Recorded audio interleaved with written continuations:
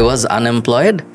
My father had cancer. কারণ আমি 10,000 টাকার চাকরি খুঁজতেছি আর আপনি কথাবার্তা বলতেছেন হাজার হাজার ডলার নিয়ে। 2021 সালের আগস্ট মাসে আমার বাবা ক্যান্সারে মারা যায়। লোন করে বিয়ের আগের দিন 27 তারিখে আমি আপনার কোর্স কিনছি। বিয়ে করছিলেন কেন এরকম বিপদের মধ্যে? ও আমাকে ল্যাপটপ দিছিল। ওর বাবাকে বলছি যে আমার আসলে কিছুই নাই, যার কেউ নাই তার কি বিয়ে শাদী হবে না, তুমি এটা নিলেই তুমি কোটিপতি হয়ে যাবে। আপনি কোর্স কিনলেন বিয়ের আগের দিন। 8,500 টাকার 10-12 গুণ টাকা আমি আয় করতাম। সকাল থেকে বিকাল পর্যন্ত একটা জব করছি, আবার বিকাল থেকে রাত 12টা পর্যন্ত একটা জব করছি। 5 লক্ষ টাকা এটা আমি সম্পূর্ণ পরিশোধ করে দিচ্ছি। কোনো মাসে দেখা গেছে হয়তো 40,000 টাকার অর্ডার আসছে, কোনো মাসে হয়তো 1 লাখ টাকাও পার হয়ে গেছে আমার। আপনি বলছিলেন যে আপনি যদি কোনো কিছু ফ্রি দেন তাহলে এইটার ইম্প্যাক্টটা একটা সময় সুদে আসলে অনেক বেশি করে আসবে। মনে করেন নাই কারো প্যাসিভ জার্নাল, সে কিনবেও না, সে কিভাবে ক্লায়েন্ট পাবে? জায়গা জমি গায়বান্ধার যত আছে সব কিনে ফেলছেন। 8 থেকে 10 লক্ষ টাকা লাভ করা যাবে এবং সেটা 6 মাসে। আপনি লিখছেন যে I feel like I live in heaven. ওখানে যদি রাতে কখনো চাঁদ ওঠে, ওখানে বসলে আপনি যদি সে দৃশ্য দেখেন, আপনি দেখলে আপনি নিজেও বলবেন যে না, জীবনটা খারাপ না, সুন্দর। আপনাকে নিশ্চয়ই এখন অনেকে বলে যে আমি টাইপিং পারি বা আমার একটা মোবাইল আছে, আমি আপনার মতো কিভাবে করব? এমন একটা স্কিল শিখবে যেটা প্রফেশনাল স্কিল। মোবাইল দিয়ে আজকে আয় করুন 700 টাকা, বিকাশ পেমেন্টে প্রুফ। সো আপনি বেশ বড় একটা মেল পাঠাইছেন আমাকে 23 অক্টোবর। আমি পুরোটা পড়লাম না, অনেক প্রশ্ন আছে ওগুলো পড়লাম না। মাঝখানের একটা পার্ট আছে যে I was unemployed, my father had cancer and I was living in extreme poverty. I was supporting my family with 8,500 টাকা while also fighting cancer with that little amount.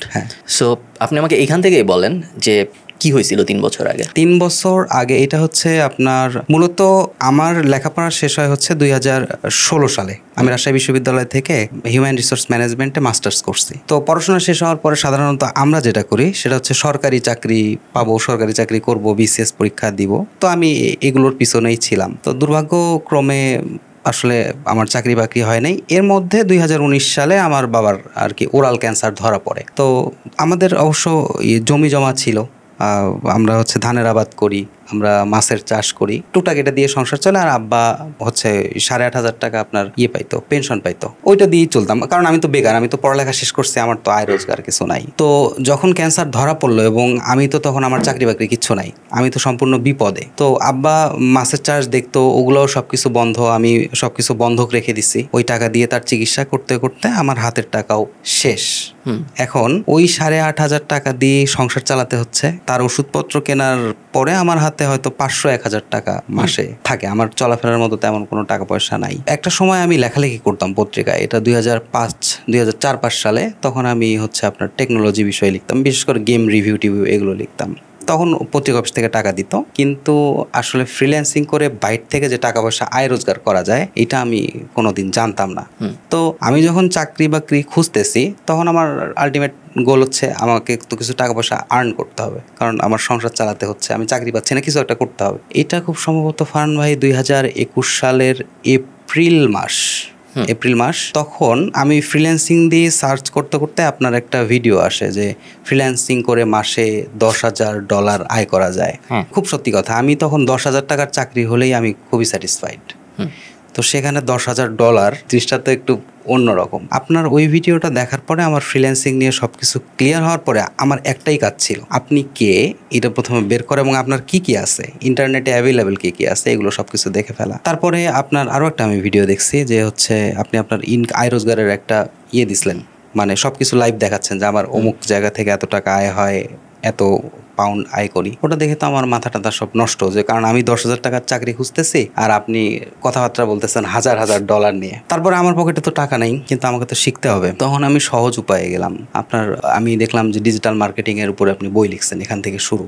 আমি ওইটা কিনি, কারণ দাম কম, খরচ কম। ওইটা কেনার পর পড়াশোনা করি, তখনও টাকা পয়সা আমার হাতে নাই। এর মধ্যেই আপনার হচ্ছে 2021 সালের আগস্ট মাসে আমার বাবা ক্যান্সারে মারা যায় আর কি, এক্সপায়ার করে। আমি আবার আমার পরিবারে আমি একাই, আমার মা আর আমি, আমার আর কেউ নেই, আমার ভাইও নেই, বোনও নেই, আমি সম্পূর্ণরূপে ওখানে একা হয়ে গেছি। আমার মাও অসুস্থ। তো ওই মুহূর্তে আমি সিদ্ধান্ত নিই যে আমি বিয়ে করব, কিন্তু আমার হাতে তখনও কোনো টাকা পয়সা কিচ্ছু নাই। আমি দুঃখজনক ব্যাপার হচ্ছে আমাদের বাসায় আমার বাবা অনেককেই বিয়ে শাদী দিয়ে দিচ্ছে, অনেক আগে 1-2 লাখ টাকা খরচ করে দিয়ে দিস, কিন্তু আমার বিয়ে শাদীর সময় আমার কোনো টাকা পয়সা ছিল না। আমি 30,000 টাকা লোন করছি। লোন করে বিয়ের আগের দিন, এটা একদম সত্যি কথা, 27 তারিখে আমি আপনার কোর্স কিনছি 5,000 টাকা দিয়ে, 20,000 টাকা বিয়ের জন্য পাঠাই দিছি, আর 5,000 টাকা আমি যে বউ নিয়ে আসবো এটা হচ্ছে আমার যাওয়া আসার ভাড়া ছিল। তো আপনার কোর্স নেওয়ার পর আমি তো আসলে লেখালেখি জানতাম, সব থেকে বেশি সহযোগিতা যেটা করছে লেখালেখির সাথে এসইও জিনিসটা যদি আমি অ্যাড করি তাহলে এটার ভ্যালুটা একটু অন্যরকম হয়। আমি এটা দিয়ে স্টার্ট করি এবং আলহামদুলিল্লাহ এরপর আর আমাকে কখনো পেছন ফিরে তাকাতে হয় নাই। বিয়ে করছিলেন কেন এরকম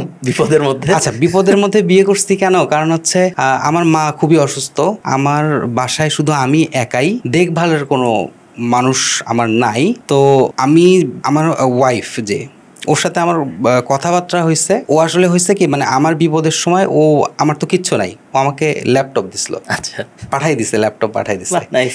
এবং ওইটা থেকে আমি শুরু করছি। তো এই বিপদের সময় তো সাধারণত কেউ পাশে থাকে না, আমার কেন যেন মনে হয়েছে ফারহান ভাইয়া যে এই মানুষটাই আমার দরকার। আমি সিদ্ধান্ত নিয়ে নিছি যে আমি বিয়ে করব, আমার সাথে আর কেউ যায়ও নাই, কারণ আমার সাথে টাকা পয়সা ছিল না, আমার অবস্থান খুব নিচেই ছিল সেই সময়টাতে। আমি একাই গেছি, বিয়ে করে নিয়ে আসছি। ওর বাবাকে বলছি যে আমার আসলে কিছুই নাই, যার কেউ নাই তার কি বিয়ে শাদী হবে না? তো বলছে যে না ঠিক আছে দিয়ে দিব। এরপরে নিয়ে আসছি, এরপর সত্যি কথা আমাকে আর পিছন ফিরে তাকাইতে হয়নি। আর সব থেকে আমি কৃতজ্ঞ যে বিষয়টাতে, সেটা হচ্ছে দেখেন আপনি কিন্তু এরকম না যে এই কোর্সটা নাও, তুমি এটা নিলেই তুমি কোটিপতি হয়ে যাবা, এইটা না বিষয়টা। বিষয়টা হচ্ছে আপনি আমাকে রাস্তা দেখাইছেন যে এইটা একটা ওয়ে, এইভাবেও আয় রোজগার করা যায়, এইভাবেও ভালো থাকা যায়, এবং সেটা আমার জন্য খুব কাজে দিচ্ছে। আপনি কোর্স কিনলেন বিয়ের আগের দিন, 27 তারিখ। 27 তারিখে অ্যাক্সেস পাইছিলেন না বিয়ের দিন পাইছিলেন? 27 তারিখে অ্যাক্সেস পাইনি, 27 তারিখে আমি কোর্স কিনছি, 28 তারিখে বিয়ে করে নিয়ে এসে পরে অ্যাক্সেস পাইছি মেইল থেকে 30 তারিখে মনে হয় আমি ঢুকে দেখছি। তখন অ্যাক্সেস পেতে অনেক দেরি হইতো। তো তারপরে আপনি অ্যাক্সেস পেলেন, তারপরে কি হলো? তারপর কি দিয়ে শুরু করলেন? তারপর আমি এসইও তখন দিয়ে আপনি অলরেডি এসইও নিয়ে জানতেন যখন কোর্স কিনেছিলেন? হ্যাঁ, টুকটাক জানতাম, কারণ অনেক ঘাটাঘাটি করছি। আমি প্রথমে বের করছি যে আপনি কি জানেন, আপনি এসইও জানেন। আমার কথা হচ্ছে যে আমি এটা পারবো কি না পারবো, আমি অবশ্য অত কিছু রিসার্চ করতে যাই নাই। আমার মনে হয়েছে যে না, এইটা আমার শেখা উচিত, কারণ এইটাতে কিছু কেউ একজন ভালো কিছু করছে। কারণ আপনার এসইও এজেন্সি ছিল, আমি এসইওর কোর্সটা করছি। আমার কোর্সটা করতে মানে সবকিছু মিলাই 2 মাসের মতো লাগছে। 2021 সালের কথা বলছেন আপনি? ভাই এখন যে কোর্সটার কথা বলতেছে ওটা ইউটিউবে ফ্রিতে পাওয়া যায়, জাস্ট জানা দিলাম কেউ যদি করতে চায় ওইটা করলেও হবে। ওকে, তারপরে আমার হচ্ছে 2022 সালের ফেব্রুয়ারিতে আমি একটা জব পাই, ওইটা দিয়ে আমার স্টার্ট হয়। কিসের, কোথায় জব? এইটা হচ্ছে আপনার গ্রুপ থেকেই, প্যাসিভ জার্নালের ভিতর থেকে আমাকে রিক্রুট করে ওখানে। আমি হচ্ছে কন্টেন্ট রাইটার হিসেবে যোগ দিই। তারপর ধীরে ধীরে ওদের ওয়েবসাইটের এসইও গুলো করে দিই। এরপরে আমি অনেক ক্লায়েন্ট পাইছি, তারপরে আরো একটা এজেন্সিতে যুক্ত হয়েছি। 8,500 টাকা পার মান্থের ওই সিচুয়েশন থেকে আপনার সিচুয়েশন ইমপ্রুভ হওয়া শুরু হলো তাহলে কবে? পরের বছরের?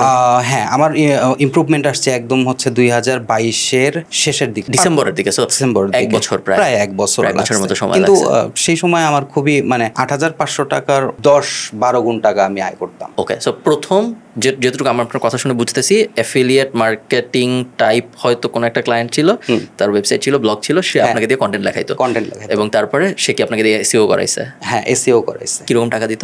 খুবই কম টাকা দিত, মাসে উনি 30,000 টাকা দিত আমাকে। খুব কম না, খারাপ না, সময় ভালোই ছিল।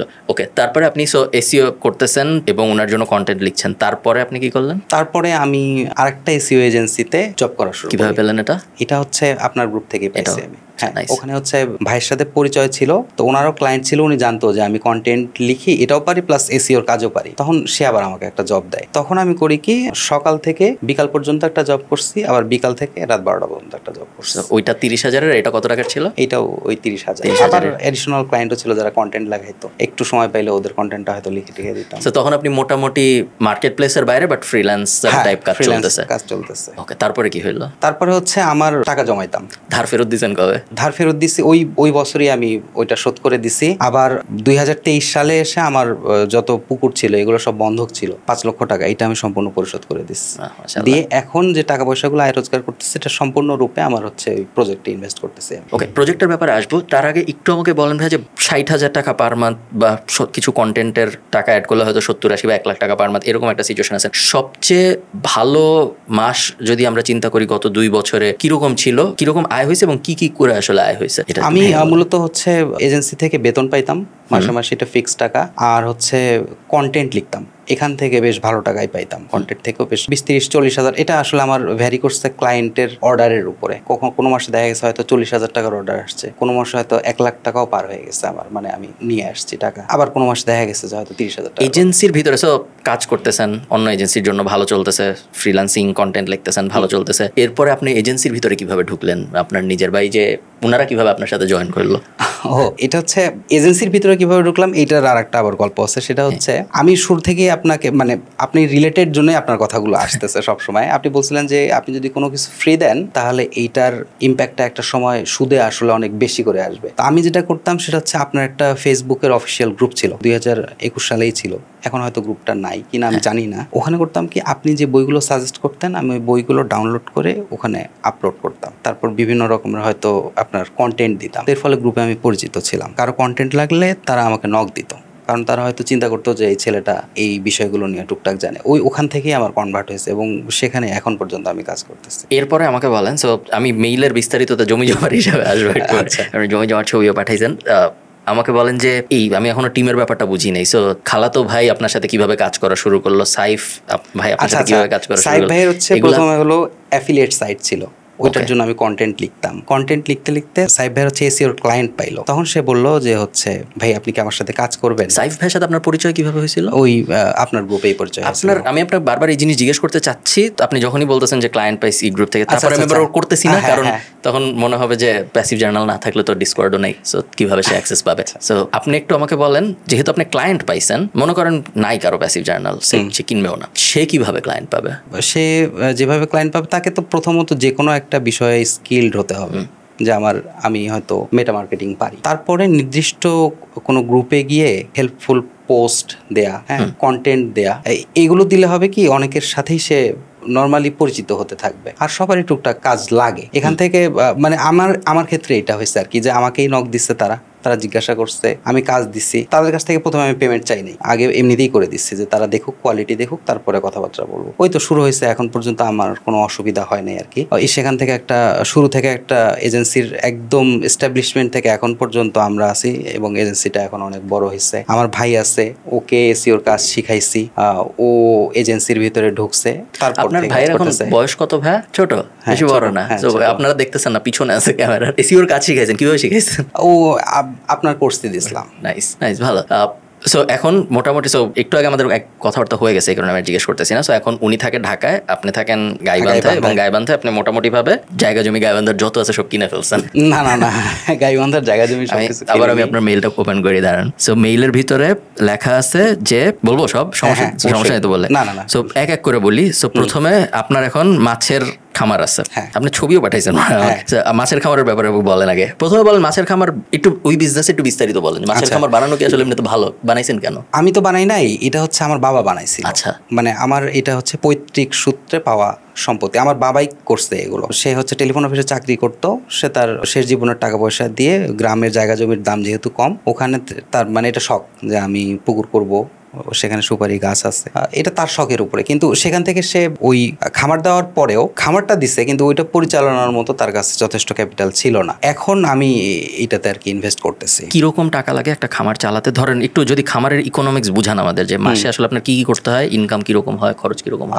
এটা আসলে কি, আমার খামারে আমরা হচ্ছে 1 বছরে 2 বার মাছ উৎপাদন করি। প্রত্যেক সাইকেলে 6 মাস করে, 5-6 মাস করে সময় লাগে। এখানে খাবারের খরচ প্রায়, আমার যদিও হচ্ছে 200 শতক পুকুর আছে, এখানে মাছের খাবারে 3-4 লাখ টাকার খাবার লাগবে। যদি 3-4 লাখ টাকার খাবার হয় তাহলে মোটামুটি ভাবে প্রায় ওখানে 8 থেকে 10 লক্ষ টাকা লাভ করা যাবে, এবং সেটা 6 মাসে। 3-4 লাখ টাকা খরচে 15 লাখ টাকা ইনকাম, 8 থেকে 10 লাখ টাকা লাভ 6 মাসে। আচ্ছা, সেই জিনিস 2 বার হয়। বাহ। I also have 1500 betel nut trees on 2 acre of land that provide me with passive income. 1500 betel nut ট্রির কাহিনীটা একটু। আচ্ছা, 1500 সুপারি গাছ হচ্ছে, এটা আমার বাবা পুকুরের পাড়ে অন্য কোনো গাছ লাগালে সেইটার পাতা পানিতে পড়ে পানি নষ্ট হয়, কিন্তু সুপারি গাছটার পাতা ওভাবে পড়ে না। আর সুপারি গাছ হচ্ছে পাড়টাকে শক্ত করে ধরে রাখে, তো পাড় রক্ষার্থে বাবা সুপারি গাছ লাগাইছে ওখানে। রাস্তার অবশ্য ছিল যে একসময় সুপারি ধরে টাকা পয়সা পাওয়া যাবে। তো এক একটা সুপারি গাছে সর্বনিম্ন ধরেন 100 সুপারি ধরে 100-150 সুপারি এটা ধরেই। আর সর্বনিম্ন সুপারির দাম আমি বিক্রি করছি 2 টাকা পিস, সর্বোচ্চ 8 টাকা পিস পর্যন্ত। বেশি ইনকাম কি আপনার সাইড প্রজেক্ট থেকে হয় না বেশি ইনকাম হয় এসইওর থেকে বলেন তো? এখন সাইড প্রজেক্ট থেকে, কারণ মাছের ক্ষেত্রে বিশাল ইনকাম। হ্যাঁ বিশাল ইনকাম, আবার সুপারি গাছ থেকে আসতেছে। নাইস। এখন পরিকল্পনা কি সাইড প্রজেক্ট বড় করা না এজেন্সি বড় করা? সাইড প্রজেক্ট প্লাস দুইটাই। এখন এই মুহূর্তে কি রকম সংখ্যক মানুষ আপনার সাথে জড়িত এই সব কাজকর্ম মিলায়? আমার ওখানে কাজ করে 6 জন মানুষ কাজ করে। ওদেরকে মানে ওরা হচ্ছে মনে করেন ধানের জমি দিয়ে দিছি, ওরা ধান করতেছে, ওদের সংসারের খরচ চলতেছে, প্লাস আমি একটা ধান পাচ্ছি। আবার আমার মাছের প্রজেক্টে 2 জন কাজ করে, ওরা যখন কাজ করে ওদেরকে টাকা পয়সা দিই। আমি মাসুদ ভাই আমি 2018 সালে কোর্স বানানোর পরের থেকে আমি গত 6 বছর অনেক সাকসেস স্টোরি শুনছি। খুব কমই, অ্যাকচুয়ালি মনে হয় নাই, জিরো বা থাকলে আমি জানি না, যে বলছে যে আমি এখন এসইও করছি বা আমি এজেন্সি চালাইছি, আমার ইনকাম হয়েছে, এখন আমি মাছের খাবার বানাইছি ইনকামের টাকা দিয়ে। সবাই সাধারণত অন্যদিকে যায়, ধরেন সে এজেন্সি বানাইছে বা সে স্টক মার্কেটে গেছে, আর একটু পশ জিনিসপত্রে বেশি যায়। মাছের খামার করছি আমার টাকা দিয়ে, বা সুপারি খামার করছি, বা আমি ঢাকায় থাকতে পারি কিন্তু গাইবান্ধায় সেটেল হয়ে খুব একটা দেখা যায় না। দেশের দুবাই সেটেল হয়েছে এরকম মানুষ আছে কিন্তু যে কোর্স টোর্স করে, বাট গাইবান্ধায় সেটেল হয়েছে এরকম নাই। সো আপনি লিখছেন যে I feel like I live in heaven. হ্যাঁ, এটা একটু সত্য, এটা একটু ব্যাখ্যা করেন। সেটা হচ্ছে আমার বাসার চারপাশেই শুধু গাছপালা এবং প্রাকৃতিক পরিবেশ অনেক সুন্দর। ওখানে যদি রাতে কখনো চাঁদ ওঠে, আপনি যদি, আমরা বলি টং, মানে ওই বাঁশ দিয়ে আপনার হচ্ছে বসার বেদির মতো জায়গা তৈরি করা হয়, ওখানে বসলে আপনি যদি সে দৃশ্য দেখেন, মানে আমি এটা ফিল করতেছি, আমি আপনাকে দেখাইতে পারতেছি না, আপনি দেখলে আপনি নিজেও বলবেন যে না, জীবনটা খারাপ না, সুন্দর। আমাকে বলেন, কেউ যদি আপনার মতো ফার্স্টের মানে ক্যারিয়ার সাইডের জিনিসপত্রে আপনার মতো কেউ যদি ইন্টারনেট মার্কেটিং ওয়ার্ল্ডে ঢুকতে চায় 2024-এ, আপনি অ্যাক্টিভলি কাজ করতেছেন, আপনি ইন্ডাস্ট্রির ভিতরে আছেন, বা 2025-এ এসে ভিডিও পাবলিশ হবে 25-এ, তার আসলে কিভাবে শুরু করলে ভালো হয়, কি শেখা উচিত, শিখার পরে কিভাবে কাজ পাওয়ার চেষ্টা করা উচিত, টাকা দিয়ে সে কি করবে ওইদিকে আমরা না যাই, তার যেমন চায় সে করুক, বাট ফার্স্টের 2 স্টেপে আমরা একটু তাকে হেল্প করার চেষ্টা করি যে কি শেখা উচিত ফার্স্টে 2025 এসে যদি ভালো করতে চায়, এবং তারপরে কিভাবে শেখা উচিত। আচ্ছা, অনলাইনে আয় রোজগার করতে গেলে প্রথমেই তাকে যেটা করতে হবে সেটা হচ্ছে স্কিল রিসার্চ করতে হবে। মানে আমি যেটা করছি সেটা হচ্ছে, আপনি এসইও পারেন, আমি এসতে চলে গেছি, এরকম করলে হবে না। কারণ অনেকে হয়তো এই ট্র্যাকে গিয়ে দেখা যাবে যে কুলাইতে পারতেছে না, অনেকে টিকতে পারবে না, ভালো লাগবে না কাজটা। প্রথম কাজ হচ্ছে স্কিল রিসার্চ করা, যে কোন স্কিলটা ভালো, কোন স্কিলটার ডিমান্ড বেশি, এবং এর সাথে এই স্কিলটা আমি আসলে অর্জন করতে পারবো কিনা, এখানে কাজ করতে আমার ভালো লাগবে কিনা। কিভাবে বুঝবেন? এটার জন্য ইউটিউব আছে। ইউটিউবে সার্চ দিলেই ওই স্কিল রিলেটেড অনেক ভিডিও দেখলে আপনি বুঝে যাবেন যে আমি এই কাজটা পারবো, এই কাজটা আমার ভালো লাগে, নাকি আসলে এই কাজটা আমার ভালো লাগে না বা আমি বুঝতে পারতেছি না। প্রথমে স্কিল রিসার্চ করে একটা না একটা স্কিল বের হবে যেটা তার সাথে ম্যাচ করবে, সেই স্কিলটা পরবর্তীতে তাকে ভালোভাবে শিখতে হবে। এরপরে মার্কেট প্লেস আছে, প্লেসের বাইরে, বিশেষ আমি তো মার্কেটিং এর ক্ষেত্রে আপনার হচ্ছে এখন এমনিতেই মার্কেট প্লেসের বাইরেও অনেক ক্লায়েন্ট পাওয়া যায়। সে যদি এমনিতে লোকালি অনেক এজেন্সির সাথে যুক্ত হয়েও কাজ করে, তার পক্ষে সম্ভব, অসুবিধা নেই। আমরা শেষ করব, খুব বেশি বড় করব না, আপনি অনেক দূরের থেকে আসছেন, অত্যন্ত ধন্যবাদ। এবং হোপফুলি আপনার কথা শুনে অনেক মানুষের ইন্টারনেট মার্কেটিং টাইপ জিনিসপত্র করতে আগ্রহ বাড়বে। এবং ইন্টারনেট মার্কেটিং এর প্রবলেম যেটা হয়েছে, আগেও ছিল, এখনো যেটা হয়েছে, এত ইনফরমেশন এবং এত মিস ইনফরমেশন যে খুব কঠিন। আমার নিজেরই মাঝে মধ্যে মনে হয় যে যদি আমি 2024 সালে ওর মতো থাকতাম ছোট, এবং ভাবতাম যে এখন আমি ইন্টারনেট মার্কেটিং এ কিছু করব, তো আপনার অনলাইনে আয় লিখে যদি আপনি সার্চ, আমি মাঝে মধ্যে দিই, যেহেতু আমি ওই কিওয়ার্ড টার্গেট করি ইউটিউবে প্রায়, সার্চ দেন, আপনি যদি ভিডিও দেখেন, বেশ ভালোই মিস ইনফরমেশনের সংখ্যা, ক্লিক করা, এই করা, সেই করা, ফরেক্স, হাবি জাবি, যে আপনি অন প্যাসিভের সাথে পরিচিত, সো অন প্যাসিভ টাইপ জিনিসপত্র, হাবি জাবি, MLM স্ক্যাম, কোনো অভাব নাই। সো এই কারণেই আমার মনে হয় যে এইটা একটু ডিটেইলে যদি বোঝানো যায় মানুষকে যে কি ধরনের, তো ধরেন আপনি বললেন স্কিল শিখবো, এখন এটার ইন্টারপ্রিটেশন একজনের কাছে এরকমও হইতে পারে যে মোবাইল দিয়ে আয় রোজগার, ওটা তো স্কিল। বা ধরেন আমি ডাটা এন্ট্রি শিখছি, আমি গুগল করি, তারপরে আমি ওই ওয়েবসাইটের নাম একটা এক্সেলে বসাই, এটা হলো আমার স্কিল। বা তাও তো একটু কাজ করতে হয়, অনেকে তো টাইপিংও স্কিল ভাবে। সো অনেকে বলে যে, আপনাকে নিশ্চয়ই এখন অনেকে বলে যে আমি টাইপিং পারি, বা আমার একটা মোবাইল আছে, আমি আপনার মতো কিভাবে করবো। সো এই কারণে আমি জিজ্ঞেস করতেছি এই জিনিসটাকে আরেকটু সহজ করে কাউকে বলা সম্ভব যে আমি স্কিল শিখবো, আপনি বলছেন খুব ভালো কথা, আপনি তো পারেন, আমি স্কিল শিখবো কথাটার মানে আসলে কি? আমি স্কিল শিখবো এই কথাটার মানে হচ্ছে এমন একটা স্কিল শিখবে যেটা প্রফেশনাল স্কিল। এখন এটা করার জন্য আমরা যদি গুগলে গিয়ে সার্চ দিই top trending skills in 2025 Upwork, তাহলে এখানে একটা লিস্ট দিয়ে দিবে যে ওয়েব ডেভেলপমেন্ট আছে, এসইও আছে, মেটা মার্কেটিং আছে, অনেকে এথিক্যাল হ্যাকিং করে, এটাও হতে পারে। ওই লিস্ট ধরে ধরে তাকে দেখতে হবে যে আমি ভিডিও এডিটিং আছে, হ্যাঁ, অনেকগুলো স্কিলের নামের সাথে সে পরিচয় হবে, সেখান থেকে সে বেছে নিবে যে আমি এইটা করব বা ওইটা করব, তখন তাকে রিসার্চটা করতে হবে ওখানে। আর এমনিতেই ওই অনলাইনে আয়, মোবাইল দিয়ে লাখ লাখ টাকা আয়, এগুলো ভিডিওতে এখন পড়ে আপনিও গেছে। কিন্তু ধরেন আমার যে ভিডিওটার কথা আপনি পডকাস্টের শুরুতে বললেন, টাইটেলটা তো আসলে ক্লিকবেট, তাই না? আমার মনে আছে যে আমার ভিডিও ছিল যে আমার চ্যানেলে, ইউটিউব চ্যানেলে, এটা মজার ট্রিভিয়া, আমার ইউটিউব চ্যানেলের মোস্ট সার্চ, আপনারা যারা ভিডিও দেখতেছেন তারা পরে সার্চ করে দেখতে পারেন, মোস্ট ভিউড যে 2টা ভিডিও আমার ইউটিউব চ্যানেলে, 2টাই ফ্রিল্যান্সিং করে কিভাবে, 2টা সেম ভিডিও, হ্যাঁ, জাস্ট এডিট আলাদা, হ্যাঁ, সেম ভিডিও সেম র ফুটেজ, 2টা এডিট করে আপলোড করা 2 বছরের ব্যবধানে, এবং 2টাই 30 লাখ 40 লাখ ভিউ। টাইটেলও খুবই ক্লিকবেইটি এবং থাম্বনেইলও খুবই ক্লিকবেইটি, এবং যদি আপনি ডেপথে না যান, ভিডিও যদি আপনি না দেখেন, শুধু যদি আপনি টাইটেল আর থাম্বনেইল দেখেন, ওইটা এবং মোবাইল দিয়ে আজকে আয় করুন 700 টাকা বিকাশ পেমেন্টে প্রুফ, এই দুইটার মধ্যে আসলে কোনো ডিফারেন্স নাই টাইটেলের থাম্বনেইলে, ভিতরে গেলে হয়তো ডিফারেন্স বোঝা যায়। সো আপনাকে যেটা আমি এই জন্য মানুষদেরকে এমনি জানাই রাখলাম যে খুবই কঠিন আসলে এখন আমার মনে হয় বোঝা কোনটা স্কিল কোনটা মিস ইনফরমেশন, একটু ডিটেল রিসার্চ করা উচিত। শেষ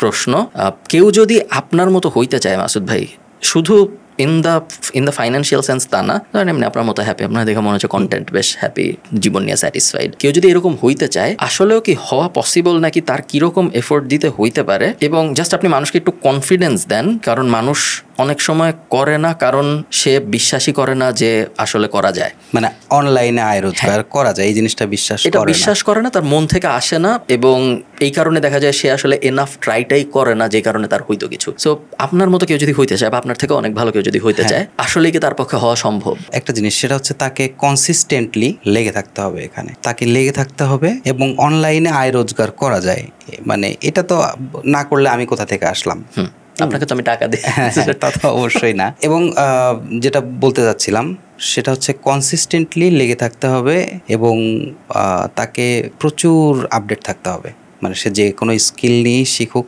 সেটা এসইও হোক, মেটা মার্কেটিং হোক বা ভিডিও এডিটিং হোক, মোট কথা আপডেটেড সব ইনফরমেশনগুলো জানতে হবে। এবং আরেকটা জিনিস, সরি ভাই, আমি আগেরটা ভাবছিলাম শেষ প্রশ্ন, আপনি যদি এসইও নিয়ে অনেক কাজকর্ম করেন, আমাকে বলেন আপনি এমনিতে হাউ ডু ইউ সি এসইওর ইন্ডাস্ট্রিটা? বিকজ আমি প্রত্যেক বছরই, আমি অনেক দিন ধরে এসইওতে আছি, ধরেন 10 বছর হয়ে যাচ্ছে আমার রেসিডেন্ট, আমি প্রতি বছরই শুনছি এসইও ইজ ডেড। তো আপনি এই ইন্ডাস্ট্রিকে কোথায় দেখেন? এসইওতে কেউ আসতে চাইলে আপনার তার প্রতি রেসপন্সটা কি হয়, যে ভাই আমি এসইও শিখবো, আমি ইনকাম করব? হ্যাঁ, তার জন্য শুধু একটাই আমার কথা, সেটা হচ্ছে প্রচুর এসইও নিয়ে প্রচুর স্টাডি করতে হবে। কারণ হচ্ছে যেহেতু গুগলের আপডেটগুলো আসে এখন তো খুবই নিয়মিত আপডেটগুলো, হঠাৎ দেখা গেল ট্রাফিক ড্রপে মনে হবে যে আসলে এসইও বলে কিছু নাই, এটা আমাদেরও অনেক সময় মনে হয় যে আসলে কি করতেছি, কিন্তু পরবর্তীতে আসলে সবকিছু ঠিক হয়। জানার একটাই উপায়, প্রচুর ব্লগ আছে অনলাইনেই আছে, ফ্রি ব্লগ আছে, এইচরেপস এর ব্লগ আছে, এসইএমআরএস এর ব্লগ আছে, এগুলো পড়া, ব্রায়ান ডিনের ব্লগ আছে, ব্যাকলিংকর তো এসইএমআরএস কিনে নিছিল। হ্যাঁ, তারপরে হচ্ছে ম্যাট ডিগিটির একটা চ্যানেল আছে, উনি খুব ভালো, নেথান গচ, ওনার কন্টেন্টও ভালো। সবসময় আপডেট থাকতে হবে। কাজের পাশাপাশি আমি যেটা করি সেটা হচ্ছে আমার কাজ শেষ রাতে আমি ফোনটা নিয়ে আমি 1-2 ঘন্টা আমি দেখবো যে আসলে নিউজ কি, আপডেটে কি হলো, হ্যাঁ, অথবা নতুন একটা জিনিস পারতেছি না। আমি এখন পর্যন্ত আমি এসইও করি, আমি বলবো যে আমি এসইওর কিছুই জানি না সেরকম, কারণ আমি সবসময়ই শিখতেছি নতুন কিছু, সবসময় আপডেট থাকতে হবে যদি কেউ এসইও ইন্ডাস্ট্রিতে আসতে চায়। অনেক ধন্যবাদ ভাই। আপনি কি জাতির উদ্দেশ্যে শেষ কিছু বলতে চান? সবার জন্য শুভকামনা। আর হচ্ছে যে কোনো কিছুতে ভালো করতে গেলে সবার প্রথম কথা হচ্ছে মন দিয়ে চেষ্টা করতে হবে। যদি সে সৎ থাকে এবং মানে লাগাতার লেগে থাকে একটা জিনিসের উপরে, আমার মনে হয় না সে কখনো অসফল হবে, এটা আমার মনে হয় না। এইটাই সবার জন্য আমার পরামর্শ থাকবে। ওকে, ধন্যবাদ সবাইকে দেখার জন্য। টাটা।